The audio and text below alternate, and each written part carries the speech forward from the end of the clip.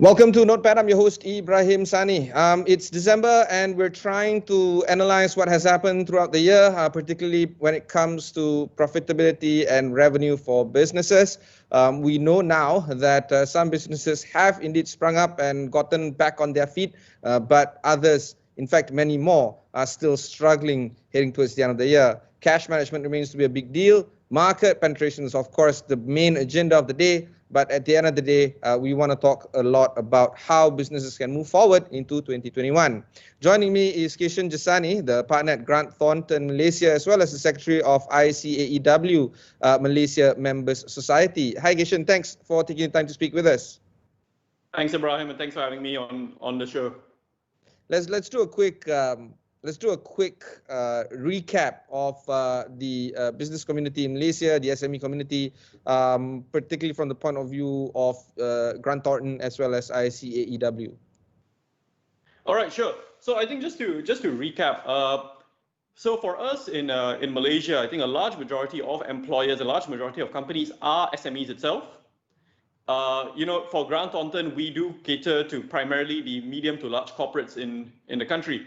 And with the recent COVID cases and with the recent budget, what we've noted is that a lot of SMEs are now facing difficulties trying to sustain their operations, sustain their businesses, and even grow. I mean, you talk about growing. Let's talk about survivability here. Survivability is a key thing, right? That companies are facing. You open the papers. You're seeing companies are, furloughing their staff. Companies are saying, we can't survive. So we need to find ways, and I think SMEs need to find ways to look at how to, one, survive, two, grow, and three, I would say, further themselves better from what we can see now. So I think, in essence, like what we're saying is that, look, a large majority of Malaysians companies are SMEs, right? And there is based on surveys and all that, you're saying that, one, locally, more than half are worried about their businesses.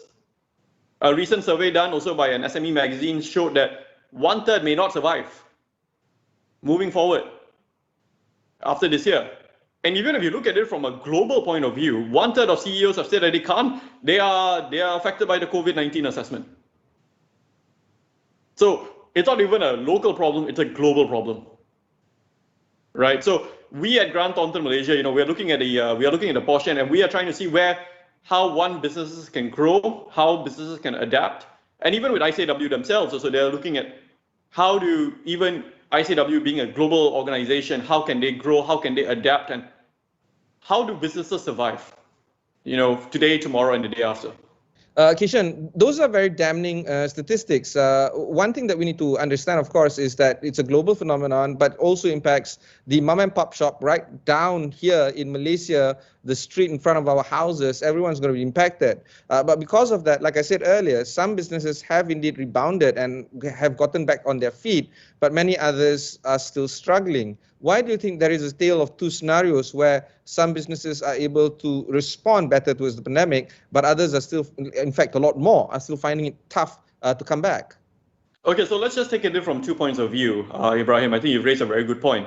In that you've got your mom and pop stores, some of them are suffering, and some of them are doing extremely well. So let's take it from one angle.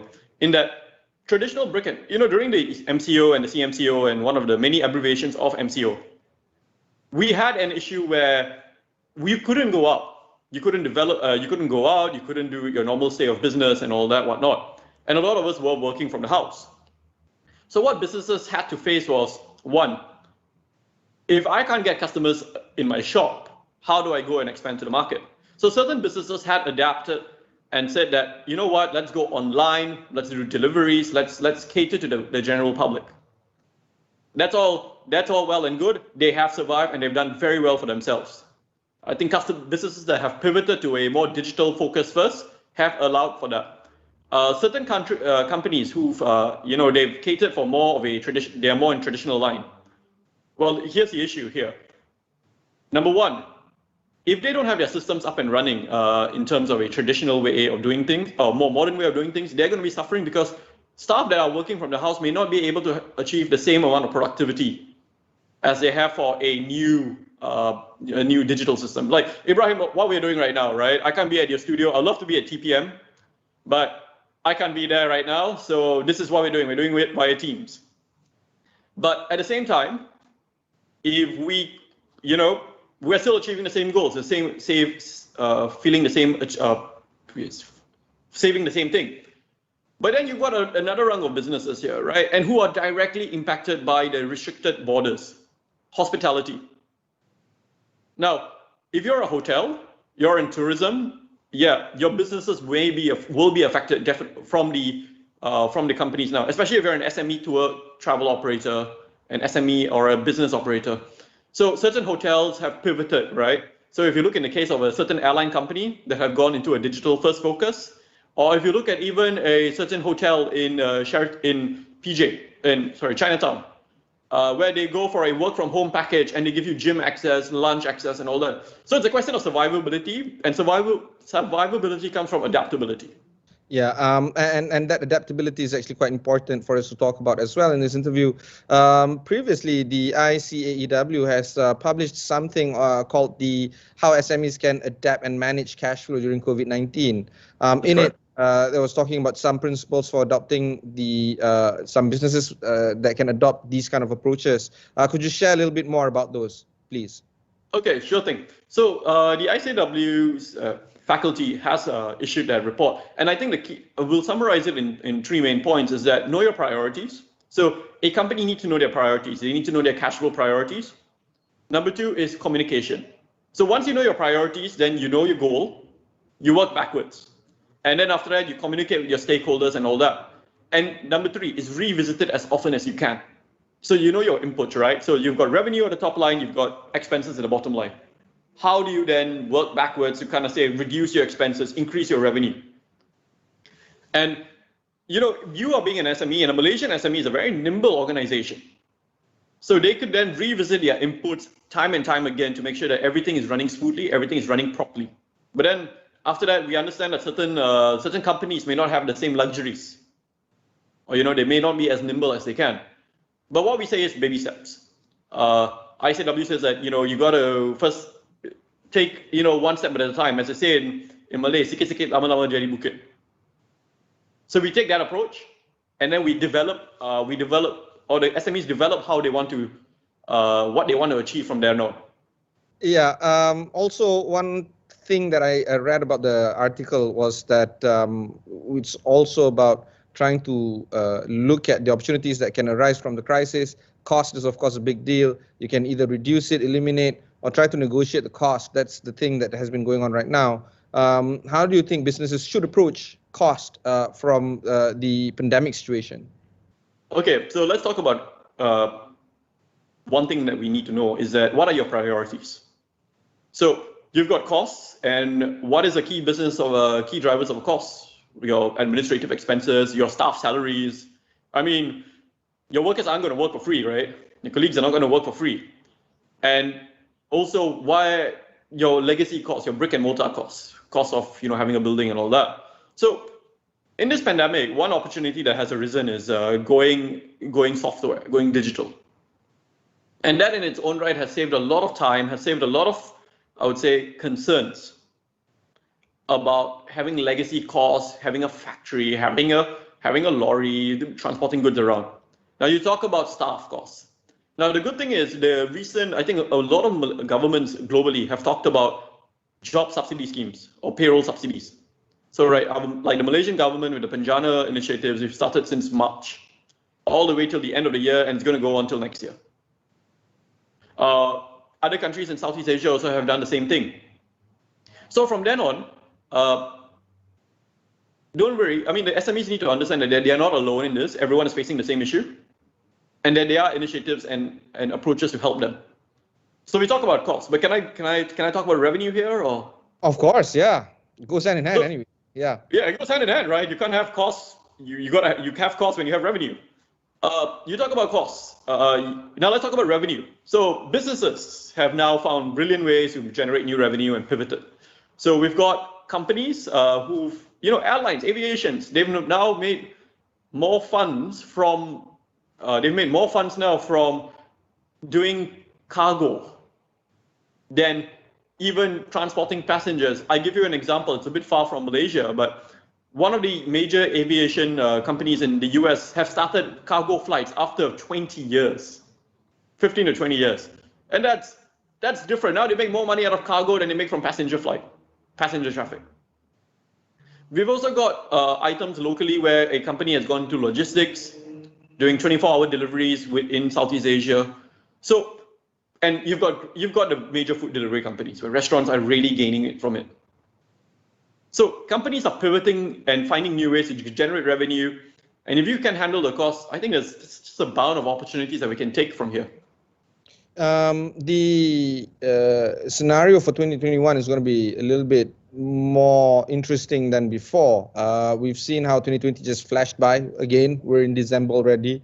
A lot of companies are tidying up their accounts, tidying up their businesses, but they're also in the business of planning ahead. What's the outlook like for 2021 from your perspective? I think we're going to be looking into a challenging outlook. I say globally, there are two concerns here: is that when will the vaccine arrive into the system, and when would the borders open again? So I think as of now, companies are kind of strapping themselves to ensure that we are at they could survive for next year. But now we've gone, as the finance minister said also, we are now in the recovery phase, right? So steps are being taken to generate more revenue, to make sure business goes on as usual, participate in projects where they, previously was held back. So things are improving. I mean, things can't get any more worse in here. Things are definitely improving. But once a vaccine comes into the system, once, say, the borders open up again, and we would say life is as BAU, business as usual, I mean, there's opportunity. The world's your oyster. Okay, Kishan, we'll take a short break. When we come back, we'll discuss a little bit more about the real life scenarios that the SMEs are facing right now in Malaysia. We'll be right back.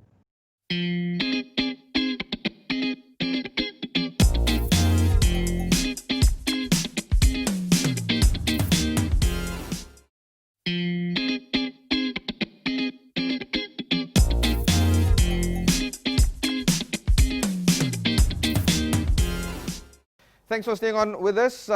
This is Notepad. I'm your host, Ibrahim Sani. I have with me Kishan Jasani, a partner at Grant Thornton Malaysia. Of course, Kishan, these are very strenuous times to be discussing about Grant Thornton as well as the businesses here in Malaysia. How have you guys been this year? How have you guys been faring for this year? I think for us, it's been quite an interesting year. Let's talk about it from several points of view. A lot of our clients now are taking the opportunity to see whether they have, any opportunities for M&A, mergers and acquisitions. So we've been assisting our clients with mergers and acquisitions, and that has been doing quite well. A lot of companies now are finding that they need economies of scale to compete in this market. So companies are approaching us to say that, hey, we need assistance with M&As or even restructuring, right? So companies are now saying that, hey, I'm not in a good spot right now. I need some help to restructure. I need some help to look at my commitments. So that's where we step in and assist our clients on that point. One thing that has also done very well also is in terms of our tax portion. I think clients are also now looking at how can we, I would say, look at the government initiatives. How can we align ourselves to the government initiatives, and how do we then enhance and make our systems more efficient and so we've assisted our clients on that point, and that has done tremendously well on our end. But for 2020, where a lot of businesses are being impacted, your clients mostly are currently being impacted. How does this feed into your own business at Grant Thornton? So, I mean, we have to adapt at the end of the day. We have certain clients who are doing tremendously well, especially those who are used to be in the ancillary businesses. Now their businesses have picked up tremendously. And certain businesses who have not done very well. So what we do is we adapt from there, and we talk to them. What we say is that businesses that have done well primarily know how to adapt and transform themselves. So I give you a case in point. We've got businesses who are in the packaging line. And now with the boom in e-commerce, we've got clients who they've done extremely well, right? Because How are you going to ship your products, right? How am I going to get my Lazada goods or my Shopee or whatever, whatnot goods out there? And businesses who are trying primarily a bit more traditional, they've suffered a bit, right? So there's a give and take for every opportunity here. I think there's a recent survey done by Reuters, if I'm not mistaken. And what they've said is that traditional businesses, I say more brick and mortar, have gone down and languished a bit, whereas more digital first businesses have shot up the roof. And we are seeing the same thing. Literally, what we are seeing globally, we're also seeing in Malaysia. And we are looking forward to working with more clients and trying to see how we can help them and assist them more better out of this. The march on digitization is clear, and a research that I saw very recently was talking about how Malaysia is rather advanced when it comes to digitizing the e-commerce industry, Malaysians being hooked on the internet a little bit better compared to other countries, but there's still a lot more room to grow. Because of this, there's a lot of talks about trying to get those businesses that have yet to get on the bandwagon of digitization to get them on quickly. And this, of course, involves the cottage industry, involves businesses from rural areas, including that of Sabah and Sarawak. Do you feel that the urgency is now more than ever to get them a little bit more engaged when it comes to digitizing their businesses, or else you're not going to be able to face 2021 I guess correctly and withstand the kind of pressures that is going to be fall on these kind of businesses next year? Absolutely. So let's just take it from let's start from March, the very moment government announced MCO, and we've had, we were fairly lucky at Grant Thornton to say that we had our systems in place, we had our processes in place, so we could transform immediately, right? Work from the office, work from the house, no issue at all. We had the systems, we had the processes, it's just working in a different location. Now, let's talk about other companies or other firms or places. They were not so ready. And they were scrambling, right, for the first couple of weeks trying to understand how to do this. As time went on, this became more and more important. Businesses, cottage industries, smaller practices have to transform and digitalize so they can reach a wider audience, right? I think during the MCO, the joke was everyone became a baker, and everyone became a sambal belacan maker. That's not necessarily a bad thing. It's a good thing, because now more and more people are getting on board, getting on the bandwagon, trying out new opportunities, and they can expand their market. Like now, you could get Penang mee goreng in KL within one day. I don't have to drive up to Penang anymore for my mee goreng. Likewise, you can get Sabah, you can get the keropok leko from Terengganu every day, freshly flown. That's a win for me. And that's a win for the businesses, definitely. All right. And of course, circling back to that whole digitization idea, and one that you mentioned just now was M&A. What is the reality of companies moving towards M&A in the near future, the consolidation aspect of it, the amalgamation aspect of it? Do you think that we're going to see a ton of M&A taking place towards next year? Absolutely. I think as of now, the current climate is more favorable for certain companies to other companies. And there are certain industries that do find that, yes, M&A is the way to go, because the smaller companies may not be able to survive. So in this current climate, in this current market, it doesn't make sense and I don't think it's in the government's interest for companies to languish. So other larger corporates, stronger corporates find it a way to say that, hey, they have an established setup. We've got employees there. Why not we absorb them in and make it better? And I think it's a win-win situation for both the vendor and the buyer. As time goes on, we've got also, the lowering down of interest rates globally, more opportunities that are abound. So, I think it's going to be a very ripe season for M&A. Okay, Kishan, final thoughts for SMEs right now, moving ahead for 2021. What should be the top 3 things or 4 things that they need to think about before we end this interview? All right. Thanks, Ibrahim. So what I think we need to do is, firstly, for SMEs, know your priorities. What are your cost drivers? and speak to your stakeholders. Number two, don't feel shy. Reach out. I think Malaysia is a very caring society. It's a very people like to talk to each other. So talk to your peers, talk to your competitors, talk to whoever your suppliers. For all you know, you might find a local supplier and instead of a foreign supplier. That's a win to the economy, that's a win locally, and that's a win overall. And lastly, as ICW said, this cash flow is not static. It's a dynamic process. So you've got to understand that you talk once, you got to talk again today, talk again tomorrow, the day after. Keep on talking, keep on changing. You know, Malaysian SMEs are a resilient. We are a dynamic bunch. We've got the best companies here for gloves, for natural resources, commodities, even for the most unseen of things. So let's change. Let's get it better. Take this risk as an opportunity here. Fantastic. Thanks, Kishan, for taking time to speak with us. Thanks, Ibrahim. Grant Thornton is a company that I've been trying to get on actually for quite a bit. So it's great that you guys are here right now talking about this in this particular weird time that we have to go through. Anytime, right. All the best. And that was Kishan Jasani, the partner at Grant Thornton, as well as the Secretary of ICAEW Members Society for Malaysia. And if you've missed any part of this interview, just head on to astro.com. Plenty of interviews like this can be found there. Thanks again, Kishan. We'll see each other another time. Goodbye.